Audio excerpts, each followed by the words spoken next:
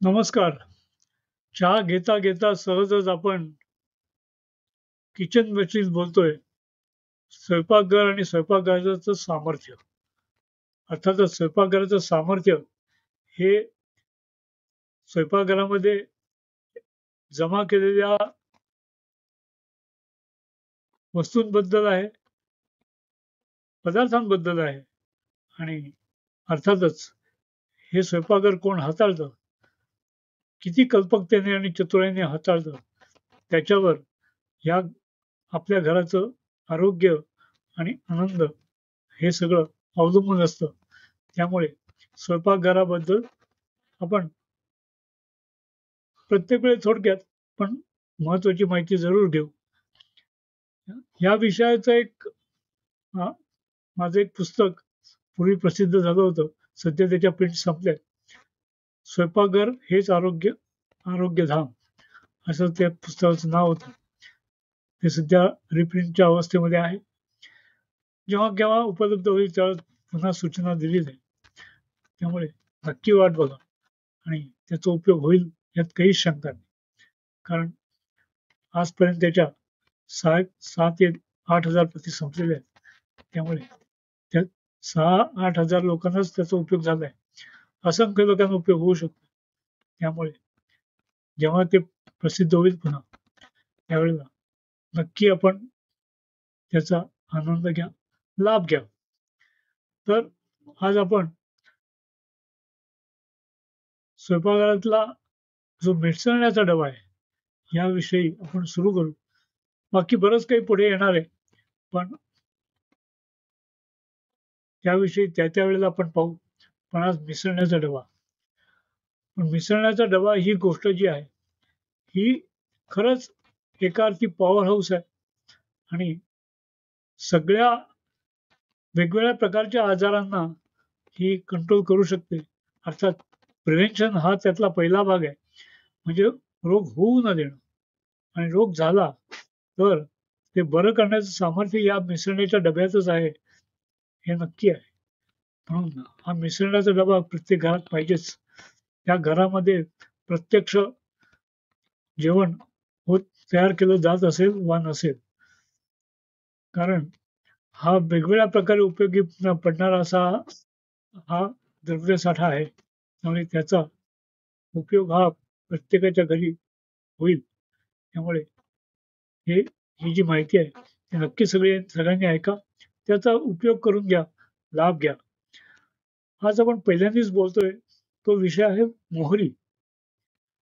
आणि मोहरी आपल्याला माहिती आहे की आपण ज्यावेळेला फोडणी करतो तर तूप किंवा तेल तुपात मोहरीचं सहसा करत नाहीत पण तेलाची फोडणी असेल तेव्हा मोहरी वापरली जाते. आणि ही मोहरी जी आहे ही सर्वात पहिली टाकली जाते आणि तिचा तडतडणारा आवाज आणि त्यामुळे येणारा एक प्रकारचा खमंगपणा हा आपल्या जिभेला आणि बुद्धीला ह्या नेहमीच आनंद आणि खाण्यामधला उत्साह वाढवणारा असा आहे. कारण मोहरी ही मुळात तीक्ष्ण, उष्ण आणि भूक वाढवणारी अशीच आहे. कडक फोडणी दिलेली एखादा पदार्थ तो रुचकर तर लागतोच, पण आणखीन खावा असं वाटतं.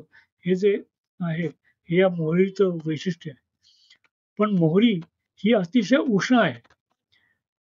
ही जशी एखाद्याला फार अन्नाचा किंवा जेवणाचा आनंद देऊ शकते, तशीच एखाद्याला ती त्रासही देऊ शकते आणि तोंड येणं किंवा अ, फोड येणं अशा प्रकारचेही परिणाम ही दाखवू शकते हे आपल्याला माहिती पाहिजे.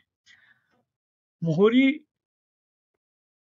मोहरीपासून तेल काढतात आणि मोहरी ही उत्तर हिंदुस्थानामध्ये मोठ्या प्रमाणात पिकवली जाते आणि त्यामुळे त्या प्रदेशांमध्ये याचं महत्त्व अनन्यसाधारण आहे.